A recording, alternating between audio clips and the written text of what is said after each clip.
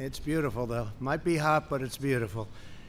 We're here today to celebrate and expand our historic campaign to rescue American workers from job-killing regulations. Before I came into office, American workers were smothered by merciless avalanche of wasteful and expensive and intrusive federal regulation. These oppressive, burdensome mandates were a stealth tax on our people, slashing take-home pay, suppressing innovation, surging the cost of goods, and shipping millions of American jobs overseas. Millions and millions and millions. It never ended. Nearly 4 years ago, we ended this regulatory assault on the American worker, and we launched the most dramatic regulatory relief campaign in American history by far. No other administration has done anywhere near. Thank you. At the heart of this effort was a revolutionary promise. For every one new regulation issued, we pledged that 2 federal regulations would be permanently removed. We not only met that ambitious goal, which at the time people said was impossible, we vastly exceeded it. For every one new regulation added, nearly 8 federal regulations have been terminated. Been an incredible achievement. As you can see behind me, we have removed the gigantic regulatory burden Americans have been forced to carry for decades, freeing our citizens to reach their highest potential. Our historic regulatory relief is providing the average American household an extra $3,100 every single year, and we're going up from that number. We're going up from that number. Think of that. $3,100 per household. Joining us today is Vice President Mike Pence. Thank you, Mike. Commerce Secretary Wilbur Ross. Wilbur, thank you very much. Labor Secretary Eugene Scalia. Thank you. Thank you, Eugene. Health and Human Services Secretary Alex Azar. Thank you, Alex. Transportation Secretary Elaine Chao. Thank you, Elaine. We had a great day in Georgia yesterday, cutting regulations like nobody's ever seen before. EPA Administrator Andrew Wheeler. Thank you, Andrew. Thank you very much. OMB Acting Director Russ Vogt. Thank you, Russ. And Small Business Administrator, I love her name, Jovita Carranza. Jovita, thank you. Thank you. And CMS Administrator Seema Verma. Thank you, Seema. Great people. Those are great people. They're doing an incredible job. I also want to thank the many state and local tribal leaders who join us in this great cause. Thank you very much, and thank you for being here. We appreciate it. Thank you all very much. What we have achieved together is truly without precedent. Never happened before. The previous administration added over 16,000 pages of heavy-handed regulations to the Federal Register. That's why nothing got done. Under my administration, we have removed nearly 25,000 pages of job-destroying regulations, more than any other president by far in the history of our country, whether it was 4 years, 8 years, or in one case, more than 8 years. The prior administration piled up more than 600 major new regulations, a cruel and punishing regulatory burden that cost the average American an additional $2,300 per year. Think of that. The average American, $2,300 regulation, hitting low-income Americans by far the hardest. These regulations also inflicted a steep economic toll on African American communities. By contrast, our reforms are putting more money into the pockets of hardworking Americans. In addition to saving every family more than $3,000 per year, my administration has just issued another reform that my Council of Economic Advisors estimates will lower the price of new vehicles by more than $200 per vehicle, and I think we're going to get that up to $3,500 per vehicle. It's very exciting. And by the way, the vehicles will be better, they'll be stronger, and they'll be safer. Our regulation cuts are also delivering massive savings on broadband internet services, and some home energy bills will be really historically cut. It's actually amazing. As well as historically low gasoline prices. Gasoline prices, you look today, I think it was $1.99. At the same time, we saved our oil companies. We're now the largest, since we've been here, the largest energy source in the world. Nobody's even close, so it's great. But we saved them. They had a hard time a number of months ago, and frankly, for a long time, but we've saved them. But $1.99, they were telling me, in some cases lower than that. We're bringing back consumer choice in home appliances so that you can buy washers and dryers, shower heads and faucets. So shower heads, you take a shower, the water doesn't come out. You want to wash your hands, the water doesn't come out. So what do? You just stand there longer, or you take a shower longer? Because my hair, I don't know about you, but it has to be perfect. Perfect.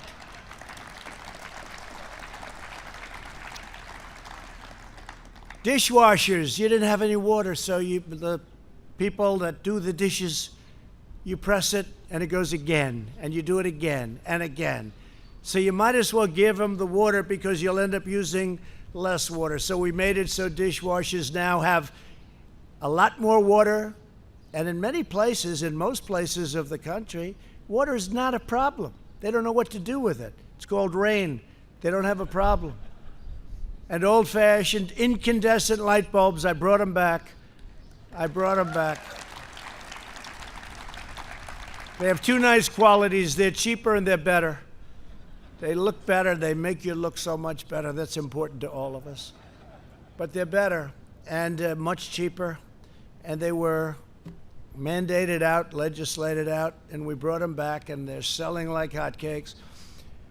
We stopped the egregious abuse of the Clean Water Act, which extreme activists have used to shut down construction projects all across our country.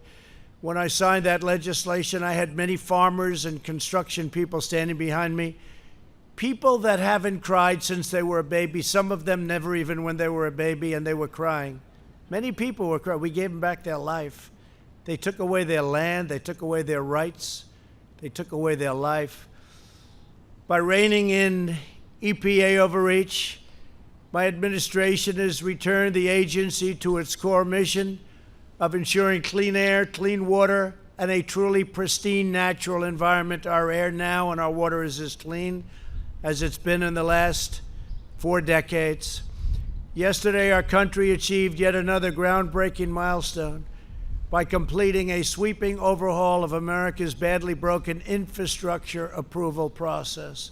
It was totally out of control. Instead of taking up to 20 years to approve a major project, we're cutting the federal permitting timeline, it's already been done, to a maximum of 2 years or less, in some cases even less than 1 year. And it's possible that it won't qualify. It's possible that it won't be good environmentally or safety-wise, in which case, at least in a period of a year or two, we'll raise the hand and you won't make it. But most projects will make it, but you won't go for 10, 15, 18, or 20 years. There are many horror stories that we could relate. We're reclaiming America's proud heritage as a nation of builders. My administration has also eliminated massive regulatory barriers in our battle against the China virus. These actions save countless lives, speeding up the production of equipment. That means ventilators like nobody's ever seen before. Probably the greatest source of manufacturing, the greatest achievement since World War II. We're now making ventilators for countries all over the world.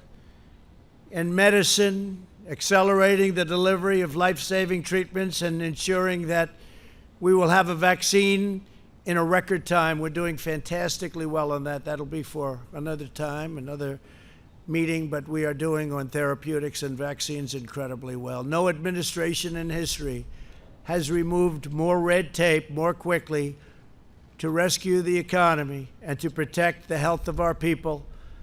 When you think of it, we are all set up that as we get the vaccine or therapeutic, and we're set up militarily, We're going to be delivering it in record time. It's all set to move. We put an investment up front, and we have logistical people, generals, great people. They're going to be delivering this all over the country as soon as we have it, and we've made tremendous progress. You've been reading about it. In total, we've taken more than 740 actions to suspend regulations that would have slowed our response to the China virus. This includes lifting restrictions on manufacturers so that our great auto workers could produce more than 100,000 ventilators. So we've done over 100,000 in 100 days. Think of that. And we didn't have ventilators. We weren't set up for ventilators. We became a country that's making a lot of them, helping so many others. Countries that are never going to be in a position to make them. They're complex, they're expensive, they're big, very, very, very tough to do. And we've saved a lot of lives. And there's never been a person in our country, even though we started with almost nothing. I say the cupboard was bare when we took over. We started with nothing. There's never been a person in our country, even though we had just absolutely no, we were going on empty, never been one person that needed a ventilator that didn't get it. Think of that. Not one person. As complex as they are, as big, as expensive, take a long time to get them done. Not one person has ever needed a ventilator that didn't get it. We made telemedicine, thank you. Great job. Great, really a great job. The people here, they get no credit for it. I don't want any credit. They should get the credit, but they get no credit. But we've done a great job helping so many other countries now. We made telemedicine available to all American patients and allowed doctors to work across state lines. I will tell you, the telemedicine is something that's really gone up by thousands and thousands of percentage points of percent, because what happened is people that wouldn't even think of using telemedicine all of a sudden started using it, and it's really turned out to be good. Really, really turned out to be good, and it solved a lot of problems. So that's something, there's been great advancement. Furthermore, I've ordered federal agencies to look for ways to make these healthcare reforms totally permanent. Vice President Pence is also working closely with state, local, and tribal leaders to streamline occupational licensing. Over 30 states have taken steps to reduce these barriers to unemployment and to employment, and including a state that I love very much. I have a little history in that state, the great state of Alaska. Thank you very much, Governor, for being here. Mike Dunleavy. Mike, thank you very much. In Idaho, Governor Brad Little, who is here today with us as well, set a new record for regulatory relief. Good job, Brad. Good. Good governor. Great governor. Two great governors. The American people know best how to run their own lives. They don't need Washington bureaucrats controlling their every move and micromanaging their every decision. With each regulation we cut, we are not only returning the money and the power to our citizens, we are draining the Washington swamp, and they're not happy about it, I can tell you that. I think you know that. The swamp was deep, I just didn't know how deep. Deeper than I thought. Joining us today are a few of the countless Americans who are personally benefiting from our pro-worker reforms. Joe Cambria owns Cambria Truck Center in New Jersey, good state, New Jersey, and it's been really something that he's seen firsthand, how our regulation cuts have helped create thousands and thousands of jobs. Joe, please come up and say a few words. Thank you, Joe.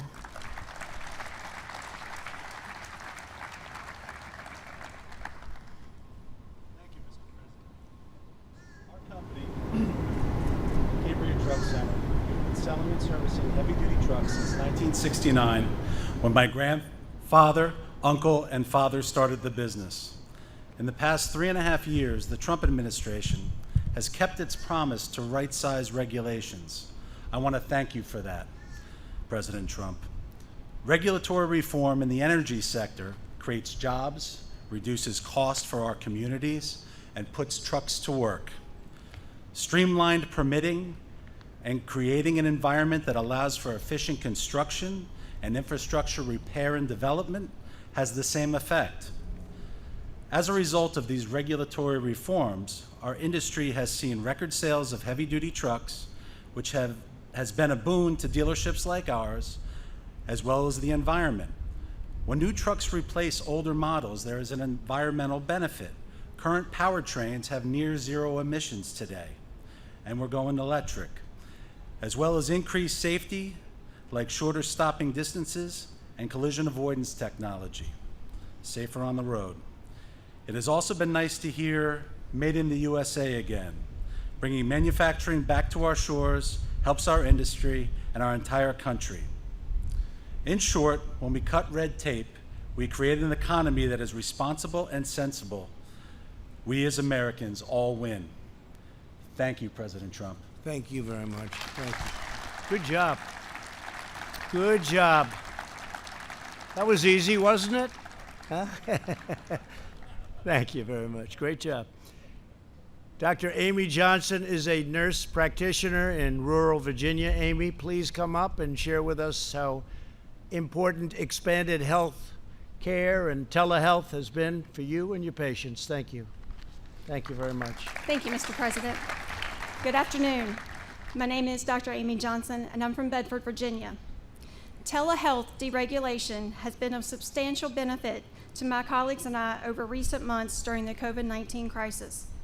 Prior to COVID restrictions, our small local hospital that had limited access to specialty services used telehealth for neurological, mental health, and palliative care consults. However, telehealth was not something that was used within our primary care setting.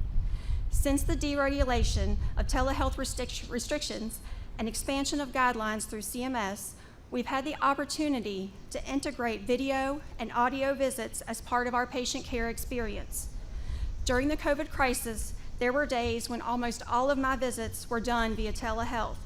This allowed me to continue to care for my patients, including those that were the most vulnerable, without risking exposure to illness by bringing them into the office setting. Since we've gone back to a more traditional model, we've continued to offer telehealth visits, which are a valuable option for home health and hospice patients, patients with limited mobility, and patients that remain at high risk. As a farm safety specialist, I can see the use of telehealth expanding to offer more services to our farming population and rural Americans, including much-needed mental health services, which are unfortunately very sparse. In addition, access to primary care and to specialty services can be improved in medically underserved areas with deregulation and the use of telehealth services by healthcare providers, increasing the use of preventative healthcare modalities, allowing for more intensive management of patients with chronic diseases, and decreasing healthcare disparities. Thank you, Mr. President. Thank you very much. Great job. Thank you. So that's been a great help to you. Telehealth, it's been an incredible thing. Great job. Thank you very much. Jim Chilton is a rancher from Arizona who was crushed by the Obama-Biden administration's ridiculous Waters of the United States rule. It's been a catastrophic rule, but it's gone now, which gave bureaucrats power to regulate every puddle on private land as though it were a lake. Jim, please come up and tell us of your experience, which I know wasn't a good one, but it's a good one now. Please.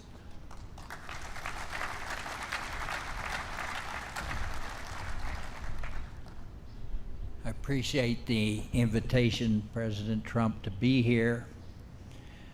And I appreciate the opportunity to thank you for the deregulation in every area, including the waters of the United States, cutting the red tape, setting us free as private property owners. Thank you.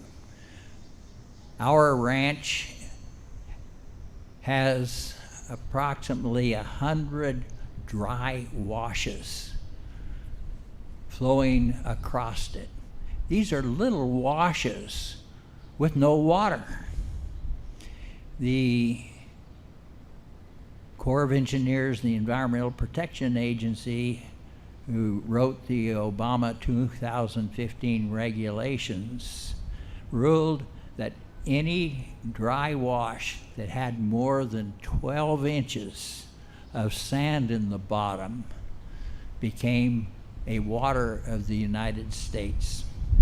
Hence, we were subject to regulations and oversight from Washington, D.C. and San Francisco. It was outrageous. I believe that the 2015 rules and regulations were overreaching, caused red tape, and threatened me and other farmers, ranchers, businessmen, and landowners with the possibility of going to jail and facing huge fines. Thank you, Mr. President, for the navigable water protection rule that you promulgated. It has set us free. The heavy hand of government is no longer on our shoulders. Thank you, Mr. President. Thank you. Jim. Thank you very much. Thank you, Jim.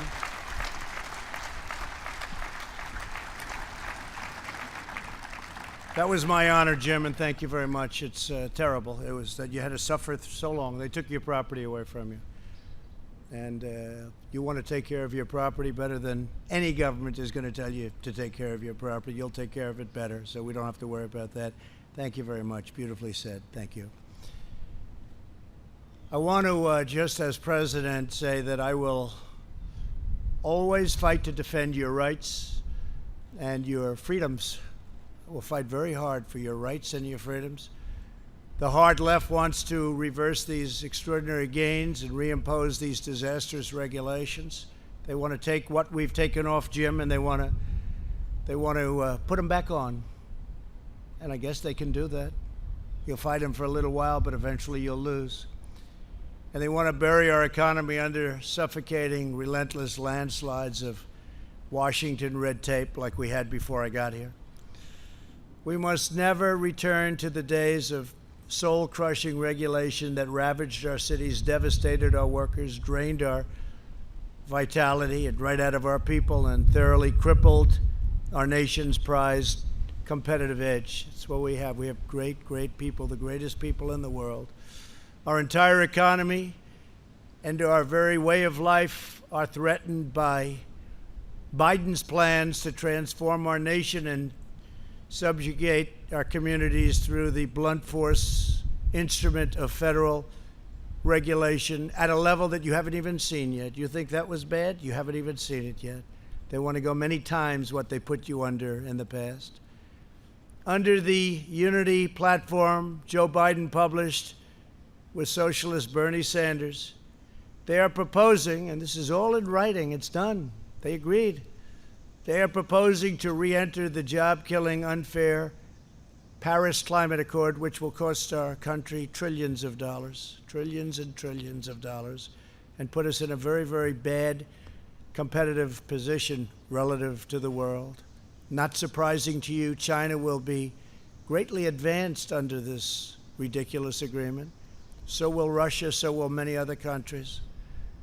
They propose to mandate net zero emissions from all new homes and buildings, skyrocketing the cost of construction and putting the goal of home ownership out of reach for millions, destroying the look of the home, the beauty of the home. I'm somebody that's built many homes, many buildings.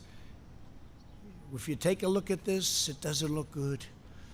You still have to sell, right? You still have to sell. But they've put it out of reach from a cost standpoint, totally out of reach.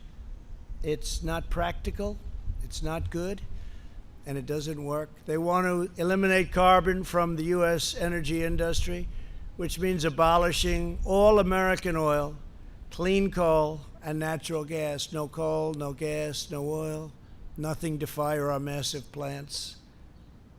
The result of this federally mandated shutdown would be the wholesale destruction of the entire energy industry and many other industries, the economic evisceration of entire communities, and the unfettered offshoring of millions of our best jobs to foreign countries and foreign polluters. Millions and millions of jobs would go. Thousands and thousands of countries would be at a level that you've never seen. Companies would be disappearing left and right, just like they did with NAFTA, which we terminated for the USMCA, which is another beauty that we've done, not for now, but another great beauty. But thousands of companies, plants, factories would be closed. Under this dismal future, energy would be unaffordable for the vast majority of Americans, and the American dream would be sniffed out so quickly and replaced with a socialist disaster. The Democrats in D.C. have been and want to, at a much higher level, abolish our beautiful and successful suburbs by placing far-left Washington bureaucrats in charge of local zoning decisions. They're absolutely determined to eliminate single-family zoning, destroy the value of houses in communities already built, just as they have in Minneapolis and other locations that you read about today. Your home will go down in value and crime rates will rapidly rise. Joe Biden and his bosses from the radical left want to significantly multiply what they're doing now. And what will be the end result is you will totally destroy the beautiful suburbs. Suburbia will be no longer as we know it. So they wanted to defund and abolish your police and law enforcement, while at the same time destroying our great suburbs. The suburb destruction will end with us. Next week, I will be discussing the AFFH rule. AFFH rule, a disaster. And our plans to protect the suburbs from being obliterated by Washington Democrats, by people on the far left that want to see the suburbs destroyed, that don't care. People have worked all their lives to get into a community, and now they're going to watch it go to hell. It's not going to happen, not while I'm here. The Biden-Bernie plan would also use the weapon of federal regulation to tie the hands of our police departments by abolishing cash bail. Think of that. Think of that. Bail. No problem. They killed somebody, let them out. Take a look at what's happening. Crime in New York City up 368% from just a short while ago. They got rid of a lot of police, and they're in the process of doing it $1 billion. They probably want to abolish. It's not even believable. When I first heard about it, when you first heard about it, you didn't think it was real. You didn't think it was believable. Just like the Green New Deal. How crazy is that? But they're actually trying to put it into play. It'll mean the end of this country. So by getting rid of bail, they are incentivizing jail and prison closures. They want to get rid of prisons. They don't think anybody should go to prison. Setting loose violent criminals, appointing left-wing social justice prosecutors, like you have in Philadelphia, where people creating and doing the most criminal of acts are let go, in many cases, immediately, and making our wonderful cops, our great, great police, cops, subordinate to distant bureaucrats who have never spent a day in their lives fighting crime. Unlike the socialists, we believe in the rule of the people, not the rule of the unelected bureaucrats that don't know what they're doing. We believe in the dignity of the individual, not the iron grip of the state. Our regulatory reforms are vital, not only to the success of our economy, but the strength of our democracy and the survival of liberty itself. My administration will continue pressing forward until we have made every last vestige of Washington fully, completely, and totally accountable to the citizens of the United States.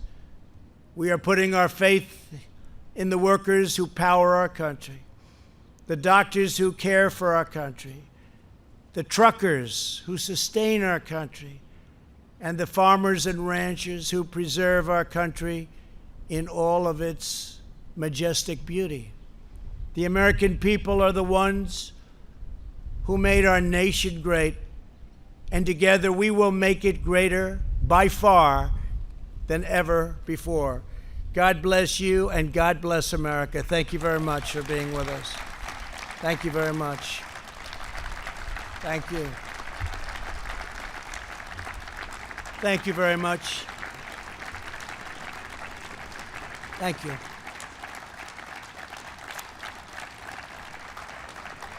Thank you.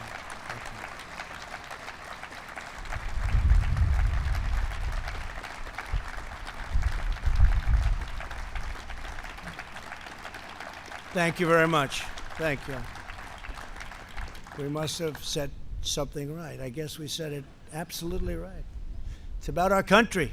It's about our country. We want to be strong. We want to respect everybody, but we have to have strong law enforcement, and that's taking place in the areas that we're responsible for. We want others to call us for help. There's nothing wrong. Let Chicago call. Let Seattle call. We were going into Seattle, all set to go, and then they did it themselves. They heard we were coming in, and the hands went up. They gave up. I mean, it's so terrible when you see what's happening. Minneapolis, we said, get the guard in there. 3 nights, get the guard in, get the guard. We got the guard in. The National Guard, they've done a fantastic job. As soon as they showed up, it was like a knife cutting through butter. You saw that, right? After 4 days of horror. It wasn't the police's fault in any of these places. They were told to leave. The police are, generally speaking, they do a great job. They were told to leave. But you saw what happened. Minneapolis, grab your gun and run. That's not what they wanted to do. But the National Guard came in, and we did a great job. No problem after that, do you notice?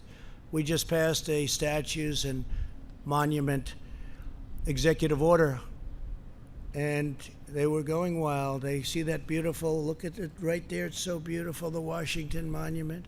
If they had their choice, they'd take it down, and I guarantee you they'd rename it. They want to rename it. They want George Washington out. They want Thomas Jefferson out. They want Abraham Lincoln out. They want abolitionists out. They don't know what they want. They just want to destroy our country. We're not going to let it happen. We're not letting it happen. So I'd now like to ask Vice President Mike Pence to say a few words. Thank you, Mike. Thank you.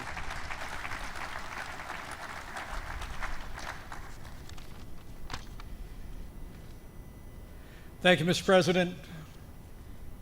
It's a privilege to be with you today. Thank you for bringing together all these great, hardworking Americans, to be able to hear their stories, be able to reflect on the fact that before the coronavirus hit our country, thanks to your leadership, we built the strongest economy in the history of the world.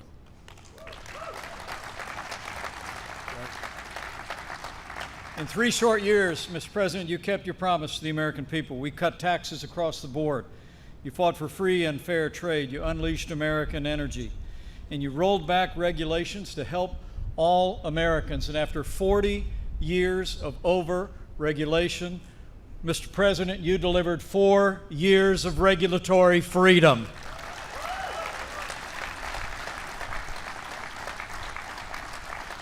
And in our first 3 years, the results were extraordinary. Businesses large and small created 7 million new jobs. Wages rose at their fastest pace. In more than 10 years, 2 million Americans were lifted out of poverty, 7 million Americans lifted off of food stamps, and the highest median income in the history of our country. And Mr. President, as you just reflected, a centerpiece of that was lifting red tape off the American people and American free enterprise. I remember those days in the campaign 4 years ago when you promised that for every new regulation, we'd eliminate 2 rules off the Federal Register. But as you just said, Mr. President, for every new regulation put on the books, you actually repealed nearly 8 regulations off of the American people and the American economy. And this president has already signed more bills rolling back federal red tape than any president in American history.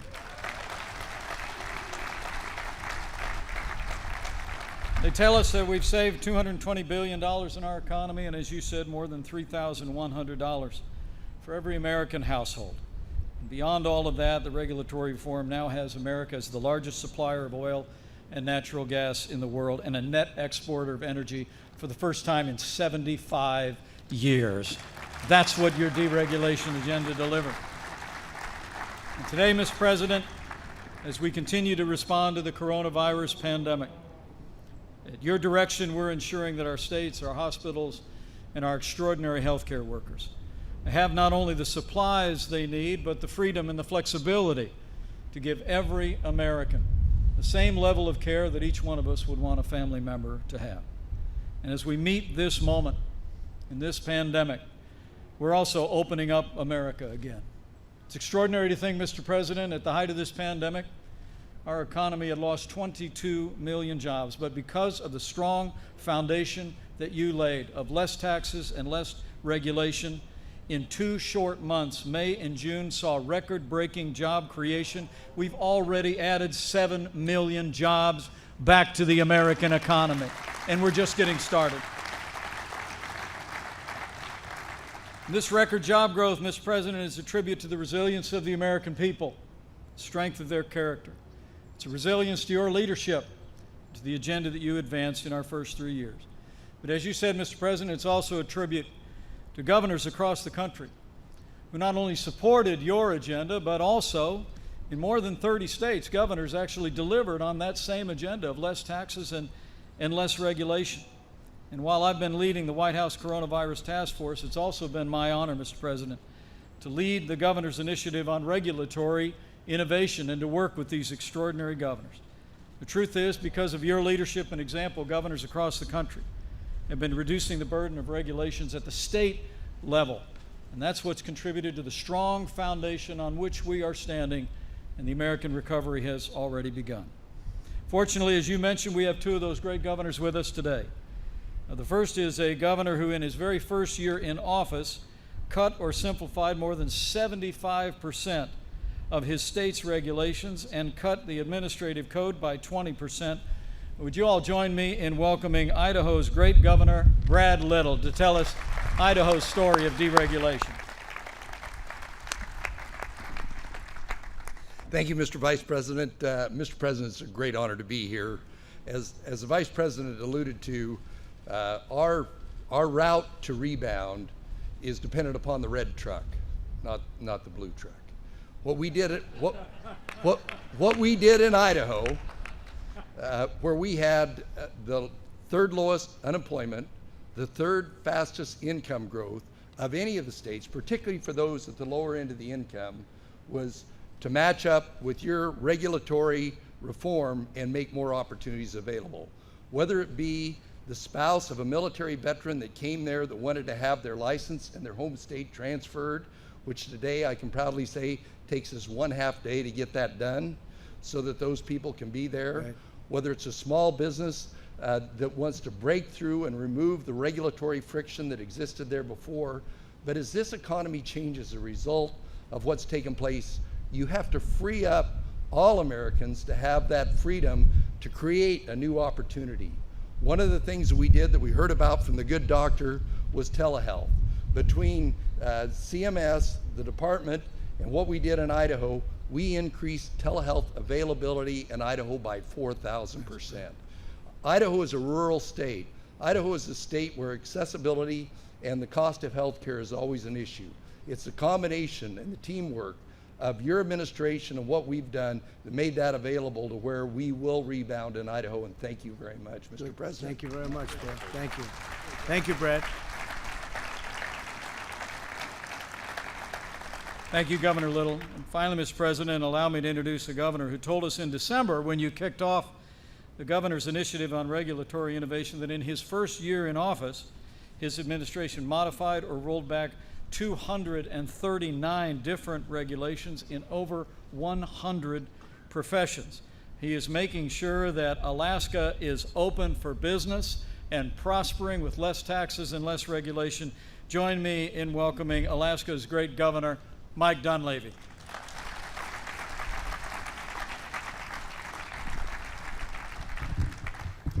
Thank you, Mr. Vice President, and thank you, Mr. President, for having us here today.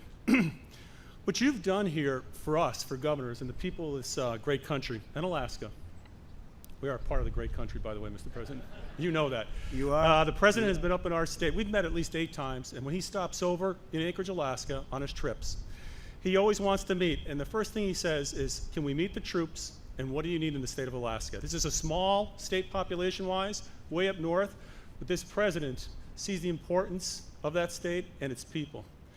This is really about hope, Mr. President, restoring hope and opportunity. And this is what you've done. This is really about the art of the possibility. As a previous Governor Little said, this is what you've done is historic, and it's going to continue to be historic. In Alaska, for example, we have communities that are 500, 600 miles off the road system. The telehealth regulations that have been put in place now are not only going to be good for medicine, but they're going to save lives as a result of the work that you and your team have done. We look at our resource development. We look at businesses, small and big, and you've renewed hope that it is possible to achieve the American dream. These regulations over the past 40 years have really, in many respects, killed the American dream. As you said, strangled the American dream. And in the end, really what this comes down to is how does it impact the individual American, the individual Alaskan in my case. And I want to tell you, what you've done is when the landowner goes and decides that they want to do a little landscaping on their property, do they have to look over their shoulder and wonder if big government is watching them? Can they do what they need to do on their private property? You've restored the hope that they can realize the American dream. And this goes for our corporations, this goes for our entities, our nonprofit entities, this goes for our native corporations in Alaska. What you've done is restore hope and opportunity, and we're looking forward to more years of this opportunity, Mr. President. So thank you very much. Thank you very much, Mike. Thank you.